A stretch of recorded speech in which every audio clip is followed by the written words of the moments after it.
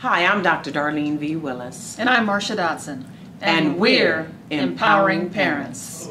And today we're talking about tips on how to finance your child's education. We're talking about financial aid season now, right?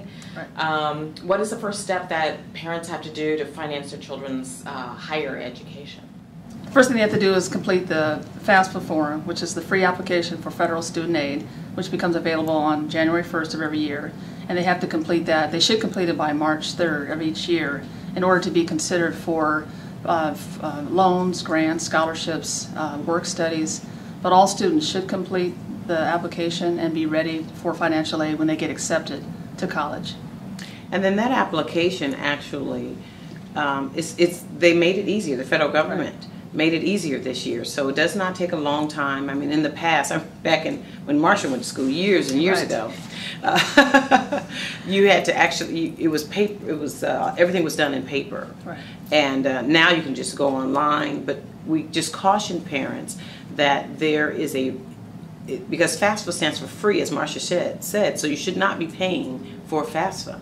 But oftentimes when you put in FAFSA, if you Google it, a site will come up where it charges parents. And it says clearly on that site that you don't have to pay. But a lot of parents, we don't read, unfortunately, all the time. And so we pay that money and then it's too late. But you do not have to pay for FAFSA. And you should get it done as soon as possible. Don't be hesitant. It's a secure site. And it would be great for your child. Right. And it's FAFSA. It's www.fafsa.ed.gov. And the websites where you tend to pay is FAFSA.com. Can my child get financial aid no matter, where I am financially? Usually, well, the purpose of completing the FAFSA is to it'll determine your expected family contribution. So when you complete everything, it's going to give you a number, and that could be $20,000, $40,000, depending on what you input for your income and your taxes paid for the year, for 2009 in this case. And so whatever that number is, you're expected as a family to pay that first before any financial aid will kick in, like loans and grants and scholarships. So if you're going to a school that costs $40,000 a year and your EFC is $40,000, then you're expected as a family to basically write a check for that.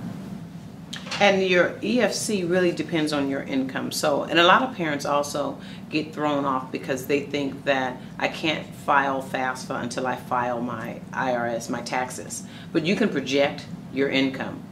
And then you can always go back and correct it once you find out the information.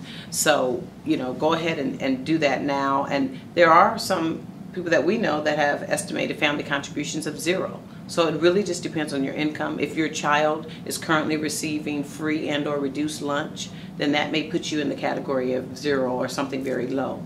If you're making 6 figures or more, your estimated family contribution more than likely is going to be $20,000, $30,000. And a lot of parents have a hard time with that because some of us look great on paper, but many of us, those same parents, we're wondering how we're going to pay our next mortgage. And that's really a reality.